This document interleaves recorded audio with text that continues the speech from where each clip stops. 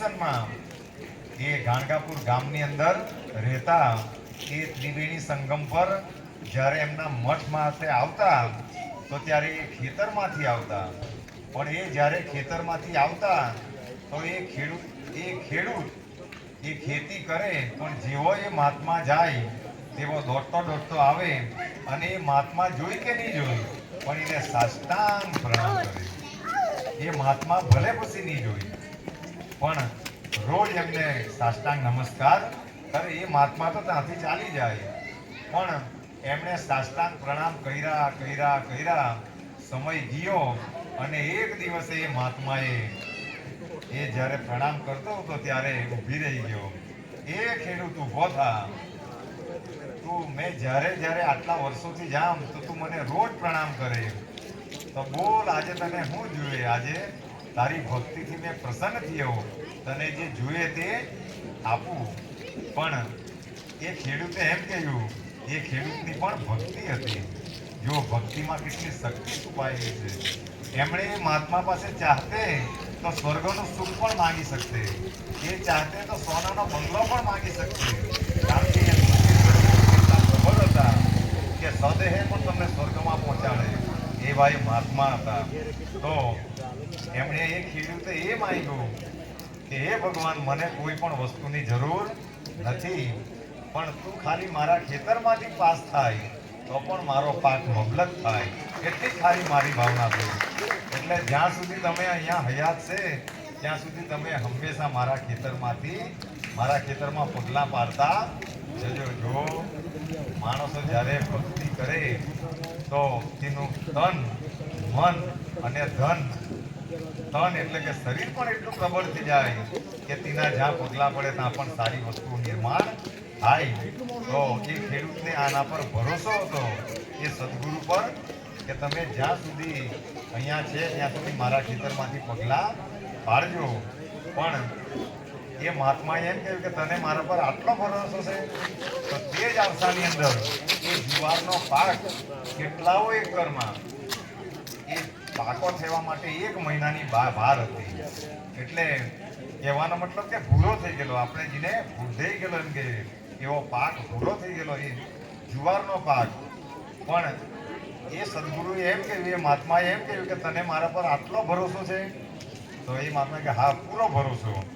તો એ ખેડૂતને એ મહાત્માએ એમ કહ્યું કે તું હમણાં બધો પાક કાપી નાખ.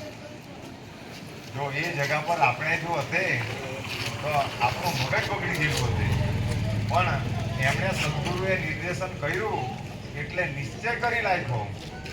ને એ મહાત્મા પાસે એમ કહી ગયા કે મેં મઠ પર જઈને હાજે પાછો આવું ત્રિવેણી સંગમ પર જઈને ત્યાં સુધીમાં બધું તું કાપી લાગી. તો પહેલા તો એ ઘેરે ગયો અને ઘેરે જાણ કરી કે ચાલો બધા તૈયાર થયો, આપણે પાકને કાપી નાખવાના. તો પહેલા તો ઘેરનાએ ગાળ દીધી કે હું તું કઈ ગાંડો થઈ ગયો કે આટલો હવે આ પાક થવાની હમણાં કાપશે તો એને કોઈ પણ અર્થ નહીં મળે, કારણ કે હજુ મહિનાની વાર છે, તો બધા બગડે. પણ એ ખેડૂતે એમ કહ્યું કે મારો સદગુરુ કહી ગયો એટલે એ ભ્રમ વાંચ્યો, હવે જે કહેવાનું હોય તે થાય, તો મારે કાપી નાખવાનું એટલે કાપી નાખવાનું. પણ ત્યારે રજવાડાનું રાજ હતું, ત્યાંના રાજાએ પણ એમ કહ્યું એ ખેડૂતો આટલી બધી મહેનત કરે, હું ગાંડો થઈ ગયો કે હજુ 1 મહિનાની વાર છે ને આ પાકને કાપી નાખવાનો? આ મહાત્માને શું છે, તો બધા લંગોટી વાળા, એ લોકોને કોઈ ખાવાવાળું નહીં મળે, પણ તારું તો પરિવાર છે, એ પરિવારનો તું વિચાર કરજે. પણ એણે કોઈનું નહીં માન્યું અને આખા ખેતરને કાપી મૂક્યો. પણ બીજા દિવસે એ કાચા પાકને ઢગ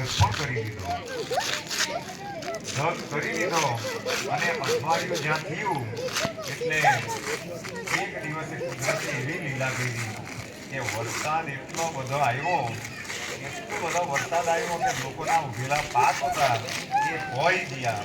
ક્યાં સુધી વરસાદ આવ્યો?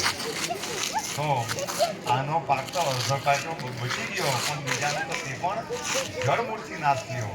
પણ આ ખેડૂતને મહાત્માએ એમ કહ્યું કે પાક તું નીચેથી કાપજે, એ વરસાદ પડી ગયો, લોકોના ખેતર પડી ગયા, પણ આના ખેતરની શું સ્થિતિ થઈ કે જ્યાં એ જુવારના એક ડોંડા કાપેલા ત્યાંથી 11 ડોંડા નીકળ્યા. અને એ થોડા સમયમાં એટલી જોરમાં નીકળ્યા અને જ્યારે એ પાક જોયો તો રાજા અને પ્રજા પણ વિચાર કરતી થઈ ગઈ કે આ તો આની સદગુરુની નિષ્ઠા અને આ તો એવો વિશ્વાસ જ્યારે સદગુરુ પર હોય ત્યારે મારું ને તમારું કલ્યાણ લોકો ગમે તે ગઈ સદગુરુ આપણને આગમાં પણ લાગી દે ત્યાં પણ આપણને પરમ શાંતિનો અહેસાસ થાય.